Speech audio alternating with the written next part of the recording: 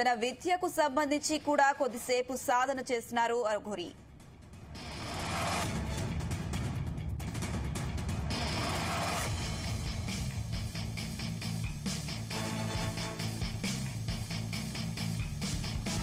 ఇదే అంశానికి సంబంధించి మరిన్ని అప్డేట్స్ మా క్రైమ్ బ్యూరో చీఫ్ రవితేజ అందిస్తారు. రవితేజ, మొదటి రోజు జైలుకి వచ్చినటువంటి అఘోరికి జైలు అధికారులు 121 యూటీ నెంబర్ ని కేటాయించినట్టుగా తెలుస్తోంది.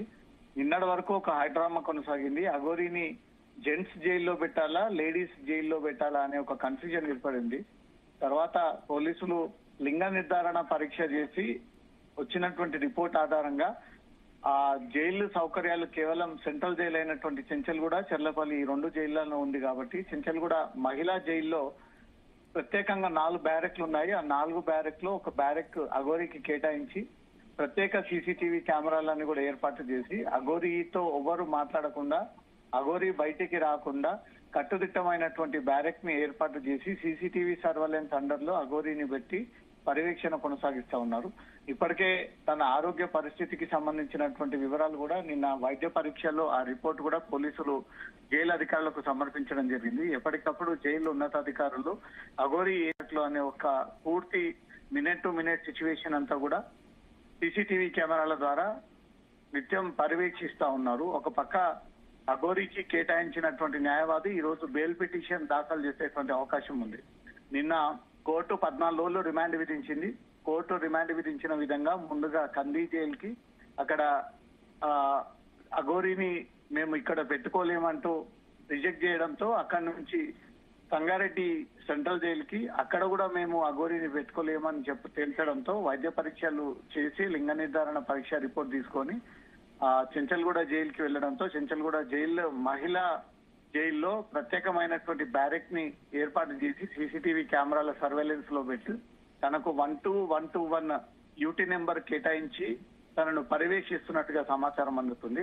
ఇప్పటికే అఘోరి అనేక మంది మోసగించినటువంటి వ్యవహారం ఒక్కటొక్కటిగా వెలుగులోకి వస్తా ఉన్నాయి. ఇప్పుడు శ్రీవర్షిని రెస్క్యూ హోమ్స్ లో ఉంది. రెస్క్యూ హోమ్స్ లో నుంచి శ్రీవర్షిని ఎప్పుడు జైలుకు వస్తుంది, తన కోసం తనతో ఎప్పుడు ములాఖాత్ అవుతుంది, తనతో మాట్లాడాలి, సంభాషణ జరపాలి. ఈ పెళ్లి తర్వాత కొద్ది రోజులకే అఘోరి జైలుకి రావడము, పోలీసులు కేసు నమోదు చేయడము, వీళ్ళు కేదార్నాథ్ వెళ్తూ ఉండగా మోకిల పోలీసులు వెళ్లి పట్టుకొచ్చినటువంటి విధానం తర్వాత శ్రీవర్షిని ఇప్పటి వరకు కూడా అఘోరికి టచ్ లోకి రాలేదు కాబట్టి ఇప్పుడు జైల్లో ఉన్న అఘోరిని ములాఖత్ చేయించాలి శ్రీవర్షిని నాతో అంటూ కూడా జైలు అధికారులతో తను వేడుకుంటున్నట్టుగా తెలుస్తోంది. ఇది రూల్స్ కి విరుద్ధంగా అఘోరి అడుగుతా ఉంది. దాంతో పాటు శ్రీవర్షిని ఇప్పుడు తల్లిదండ్రులతో నేను వెళ్ళను, నేను ఇక్కడే ఉంటానంటూ కూడా కళాఖండిగా ఈ విషయాన్ని తెలియజేయడంతో తను రెస్క్యూ హోమ్స్ కి తరలించి అక్కడ తనకు కౌన్సిలింగ్ ఇస్తా ఉన్నారు. కొన్ని రోజుల పాటు శ్రీవర్షి ఇదే రెస్క్యూ హోమ్స్ లో ఉండి తన ప్రవర్తనలో కొంత మార్పు వచ్చి ఒక కాన్షియస్ గా ఉండి తను ఈ పూర్తి అంతా మర్చిపోయి ఒక స్టేజ్కి వచ్చిన తర్వాత అప్పుడు ఆమె నిర్ణయాన్ని బట్టి లేదు నేను అఘోరితోనే ఉంటాను అంటూ కళాఖండిగా అలానే చెప్తుందా, లేదా నేను తల్లిదండ్రులతో కలిసి వెళ్ళిపోతాను, నేను ఇక్కడ ఉండలేను అంటూ మాత్రం తను సొంతంగా ఒప్పుకుంటే మాత్రం తల్లిదండ్రుల్ని పిలిపించి శ్రీవర్షిని వాళ్ళ తల్లిదండ్రులకు అప్పగించేటువంటి అవకాశం ఉంది. ఈ రోజు అఘోరి తరఫున బెయిల్ పిటిషన్ కూడా దాఖలు చేసేటువంటి అవకాశం ఉంది.